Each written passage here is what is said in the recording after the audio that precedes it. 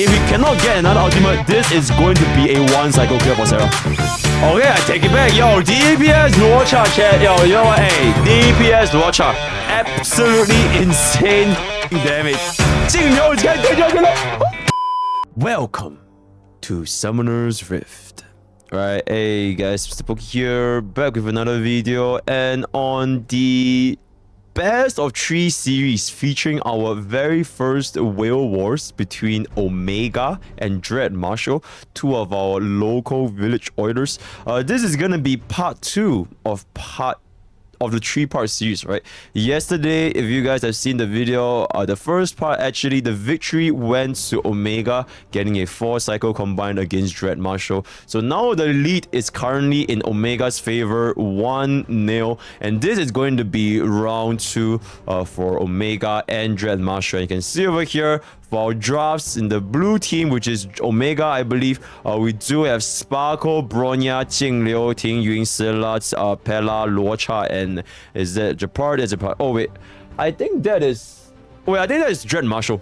Well, I think that's Dread Marshall, right? Blue team is Dread. Okay, so now we have Dread Marshall on the blue team with the E6 Sparkle, E6 Bronya, E6 Jingliu, E6 Tingyun, E6 Silla, E6 Pella, E6 LUOCHA, and the E6 Japard. This is a full-on E6 team, and I do believe that the light cone stage icon you can see here, S5, S5, S5, S5, S5, S5, everyone here is This is a full-on E6 S5 thing. Yo, Neo, thank you so much for the get this up, man. Alright, and now on the red team, we do have Omegas going for the E6 S5 Rame, E1 S5 Akron, E2 S1 Inhibitor Dune, E6 S5 Silver Wolf, E1 S1 Black Swan, E1 S1 Fushen, E1 S1 Huan Huan, as well as finally with an E6 S5 Yukong, right? So I do believe that this draft, it looks to be very, very interesting as well. I'm quite surprised that the first pick for Dread Marshall, which is with the E6 Sparkle, we actually did not go for an E6 S5 Runmei, which is very, very interesting to see. So let's just see how this turns out for Dread Marshall, and without further ado, let's get into today's content. Subscribe!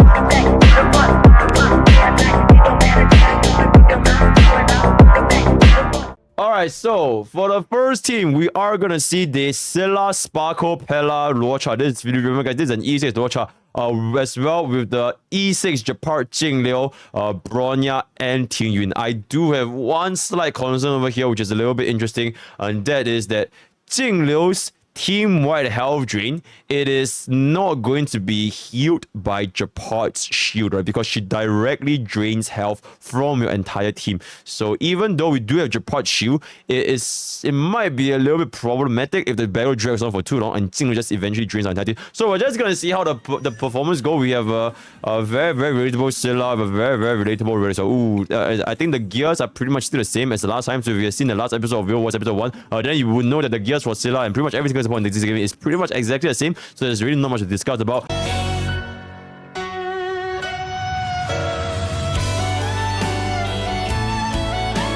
E6 S5 Sparkle, warring 171 speed, absolutely insane. Rooted Arena just for the speed to be up there, so I have no issues with that whatsoever. And because, yeah, as long as, okay, yep, hey, yo, Dommy, there's no 3 months, absolutely insane. Yeah, so Pella is also running the 145 speed resolution. The gears here are absolutely normal, absolutely standard. There is no changes whatsoever. So we are gonna be, I will want to see what are the gears specifically for Japard and Jingliu. I think these two are the only units that might see some change over here. LUOCHA actually running 2p second space. Holy shit, is that a crit damage chest? Alright, it's actually a DPS LUOCHA. So let's see how this goes. E6 S5, absolutely wonderful. We see a Japard with 3600 speed, 3600 defense with 136 speed. I think that's going to be very, very fine. 2p broken kill, you love to see it. I would a little bit probably prefer a little bit more on the offensive stats, such as more speed to make him a little bit faster. We do have 44.4% crit with 280% crit damage, 4-piece eyes, 2-piece rooted arena.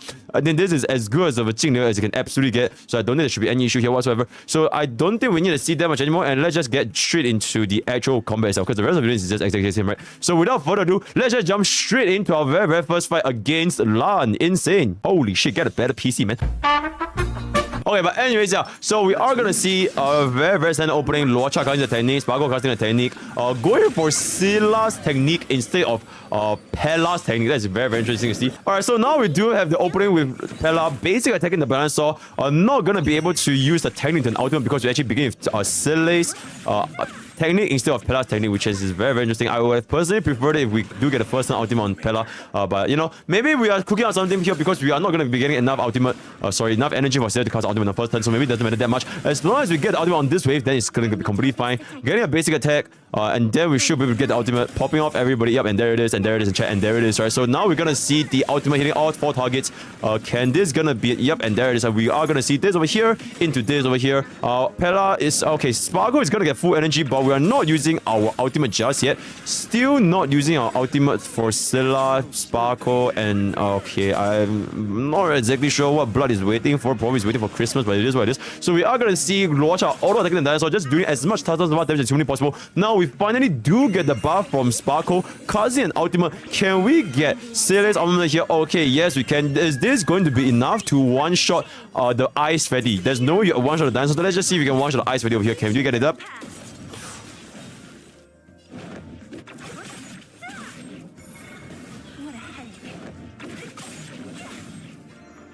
Holy okay, that was absolutely insane damage. Very relatable indeed. 640,000 ultimate snipe from Scylla.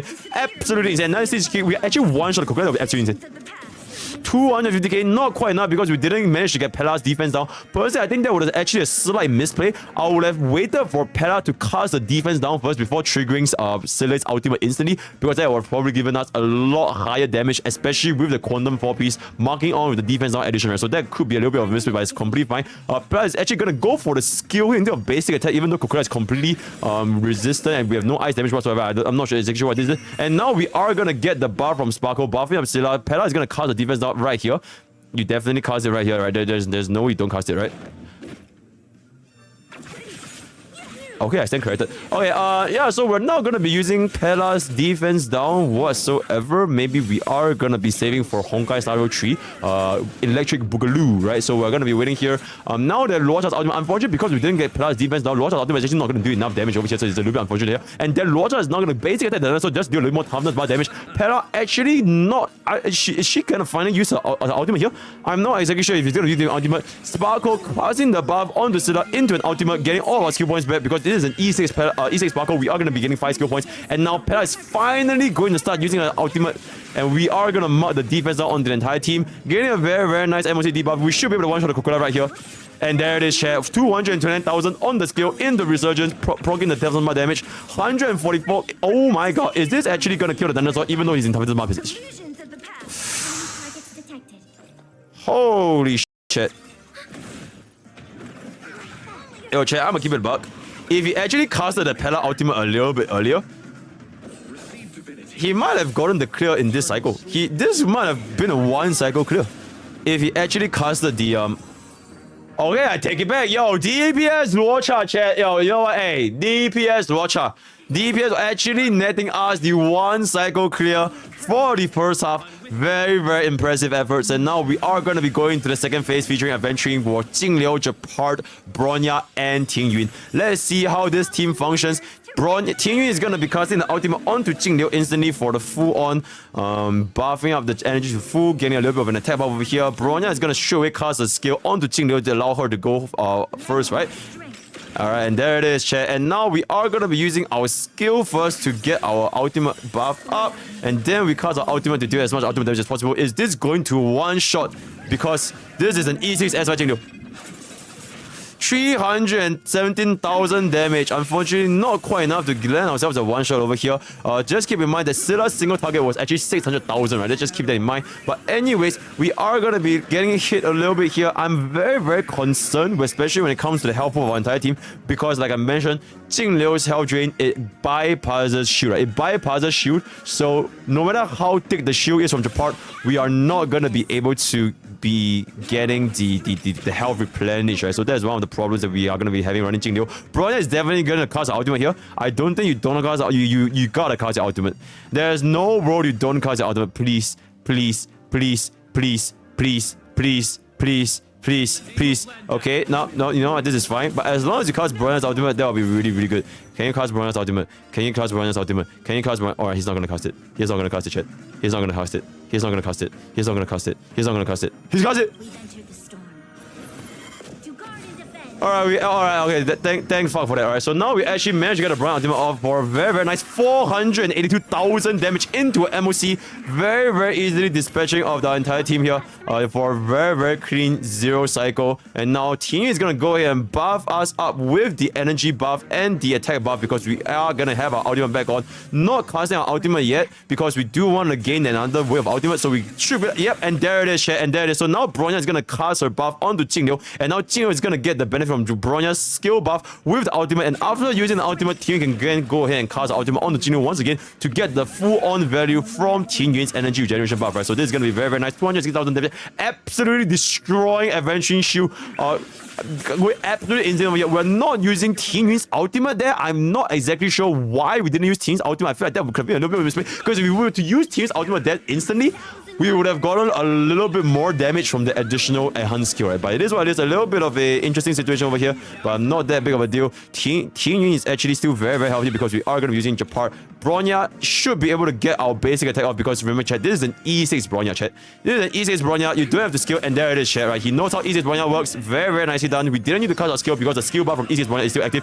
Jingliu is getting dangerous.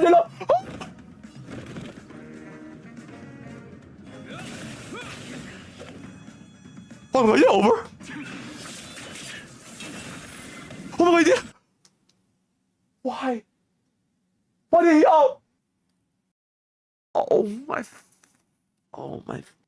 my god, this is terrible.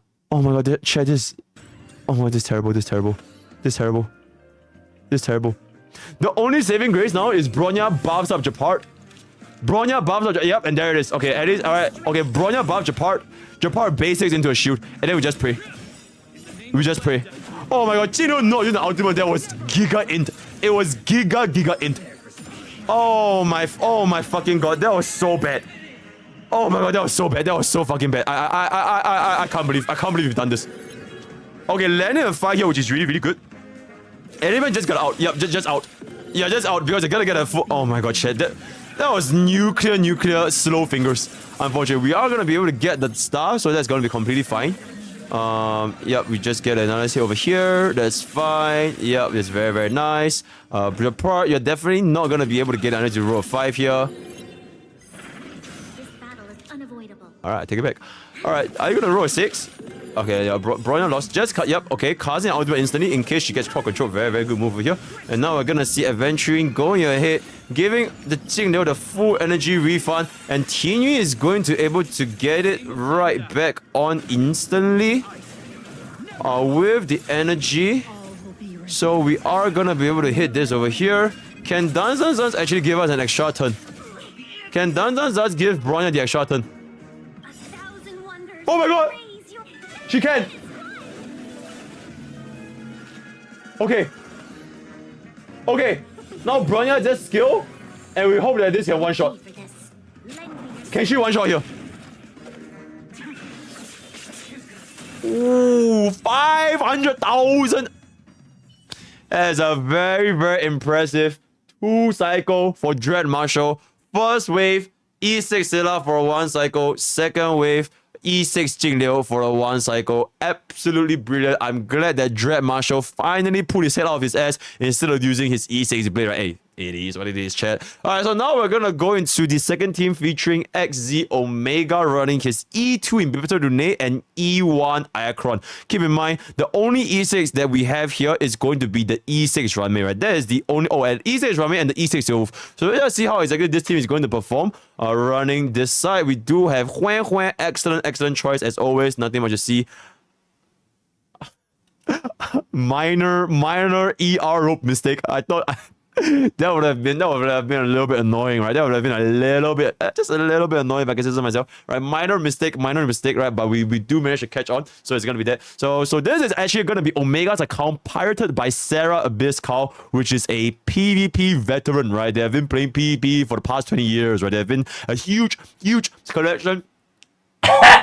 a huge collection of PvP battles right under their belt, and we are gonna be able to see the E6S5 Runmei rocking on with the E6S5 Yukong, and then the E1 Black Swan, and then we do have a E6 Silver that's not running Signature Light Cone. We're gonna be running a Tutorial Light Cone, and then we're gonna see, okay, we are gonna be running an S5 Kafka Light Cone, most likely going for the speed buff just to give us a little bit more speed, and this is gonna be an E1 S5 Acheron rocking on alongside with the E1 S1 Fusion, and let's just see how exactly Omega is gonna perform. Can he get something better than 2 cycles? Because 2 cycles, let's keep it about, unless he's 0 cycles one side, it's not gonna work out, right? Unless he's 0 cycles one side, it's not gonna work out. So let's see exactly how this is gonna go. We have no music here, so we're just gonna play some League of Legends music. Like,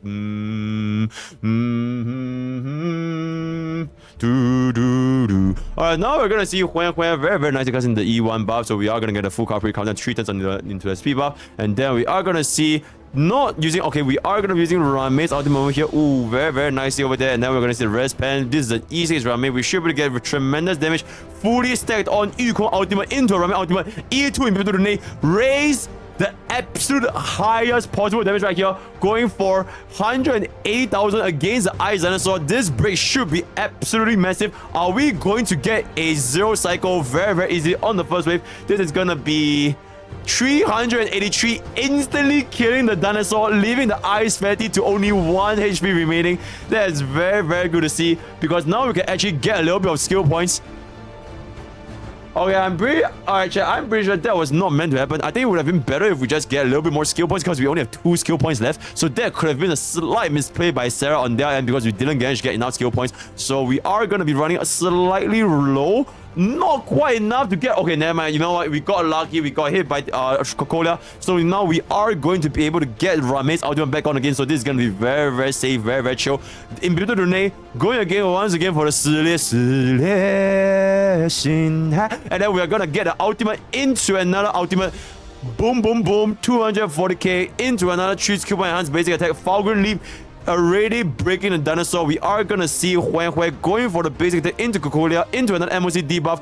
Runmei going for the basic attack. Yukong going for the auto attack. And now we are gonna see Imbibitor Dune. Can he get enough energy to get another ultimate? If he cannot get another ultimate, this is going to be a 1 cycle clear for Sarah. Ooh, unfortunately, not quite enough for the 0 cycle. Unfortunately, E2 is just not quite enough for the 0 cycle. We are going to going into the 2 cycle. We are going to be going to the 1 cycle phase, featuring a Runmei, E6 Runmei. Runmei actually got frozen there, but at this point, this is definitely going to be matched. Right? Imbibitor is going to get the ultimate back on, cast the ultimate one more time, and then we just get a little bit more hit. I think the biggest mistake that Sarah made this match was that we didn't generate enough skill points and energy, which we could have gotten if we were to just, you know, change a little bit, right? So it is what it is, right? So now we are going to go for Black Swan, Fusion, Acheron, Skilling Technique into the wave. Very clean E1 S5 Acheron. Going for a defense down from Black Swan. Silver is going to go ahead and mark a lightning weak enemy. Okay, we're not going to be marking the lightning on the Ice Fatty. It is what it is. And we're going to be getting hit. Waiting for the minions to spawn over here. And then we're going to get hit here. Oh, not waiting for Silver Wolf's ultimate. We're just going to straight away go for it for an absolutely ridiculous 750,000 damage against the entire team. All mobs has already been dispatched off. I don't think we should be able to see any some form of a sustained issue, especially since we do have Fu Xuan, which is currently still very healthy. Going for the basic attack instead of skill. That is very interesting choice here. Going for a basic attack Acheron into a skill. Now we're gonna see Black Swan going for another defense down, and then this is going to be able to summon this. Not gonna be able to do much. It's just charging up his thing. We're not gonna be receiving any damage. Ascended one is gonna go ahead and just die. Unfortunately, we are actually not gonna be able to get the 0 cycle. Okay, so now this is going to be a 1 cycle so far. Yeah, so now we are going to be going into the 1 cycle territory. I definitely feel that there is enough. Okay, despite all that, we still use Acheron's ultimate. So, like... Okay. Anyway, so now we're going to be getting Black Swan's... ultimate, casting Epiphany onto the target. Fusion is gonna do an ultimate here. Silverwolf mark a quantum implant. Black Swan going for the defense down. We are going to have 1 skill point remaining, which should be enough for our Aircron to receive her ultimate as long as we use our skill here. Okay, just use a skill, get the 9 stacks. Very, very clean ultimate. That should be very, very good to see. Alright, and there it is. Getting the Nemosi debuff. Sylph can drop this into an ultimate. We should be able to just get the one shot instantly with Black Swan's ultimate. I don't think it is not able. Alright, this should be enough. Alright, this should be enough, right? Ooh, 560,000 damage. Very, very clean here. So we are unfortunately not... I don't think this is going to be enough for a 2 cycle. Sorry, for a 1 cycle. So this is going to be going into the... tree? Is this tree? Wait, is this tree? Oh, shit. I think there's 3 cycles. Yeah, check, this is actually 3 cycles. So I think we are gonna be facing a little bit of a difficulty if we were to go ahead and use Aircron skill onto the balls, and then the balls will do a roll, and then we actually gonna knock in a bar, and then hit this over here. Actually gonna not use Black Swan's skill for some reason. I guess it doesn't matter to Sarah if Black Swan loses the gamble, so it is what it is. Everyone is gonna get hit here. It is what it is. So can she get protected? Yes, she can. Casting a very, very nice defense down into a fusion ultimate. We should be able to deal considerable amount of damage here using Aircron's ultimate. Is this enough to get the kill in this specific turn? Very nice MOC deal, 150,000 damage, 68% health remaining. Is this gonna be enough to land like this? Ooh, 10% health. I think it might be enough, chat. Is this enough? We need E6 to do some damage. This is E6 to move, chat. E6 to move. Do some damage. You fucking piece of shit. Alright. It is what it is. So unfortunately, we are not going to be able to get the 3 cycle clear. We are going to be going into the 2 cycle. Alright, so this is just absolute nuclear stalling. So I don't think there's much of CF left anymore. We're definitely going to be able to get a clear. So let's just speed for this part. Let's just speed for this part a little bit. Right, boom, boom, boom, boom, boom. And we are going to be getting the 4 cycle clear. So that is going to conclude the episode 2 of Whale Wars. Victory going to Dread Marshall, which landed ourselves with a 2 cycle clear against Omega's combined total of 4 cycle clear, right? Very, very good. Is there an end screen this time? I'm about to unleash my true potential. The outro is sick. The outro is sick. I don't hear anything. Okay, anyway, so Dread, thanks for the reason. Yeah, so that's gonna be the end of our Pokke's Brawl Whale Wars episode 1. Best of 3 series featuring Omega and Dread Marshall, right? Second victory going to Dread Marshall. So now we are gonna be in a 1-to-1. Both players, both whales, both orders are actually tied in the current Pokke's Brawl Whale Wars. So stay tuned to the final episode where we come back to the tie-breaking match between Dread, Marshall, and Omega, deciding the first winner of Pokke's Brawl Whale Wars, right? If you want to engage in further this kind of content, drop down a comment or join the Discord, discord.gg/Pokke. We're a very active community talking about Honkai on a daily basis. If you want to check out my stream, the twitch.tv/MrPokke, on YouTube, I will stream everything dedication to you. I'm going to be pulling for Arthur Kino now, but at this time recording, that's going to be long gone. I'm definitely going to be winning my 50-50 because, you know, winners win and I am him. There's no way I absolutely lose, so it is what it is. And with that, we've come to the end of today's content. I'll see you guys next time. Take care.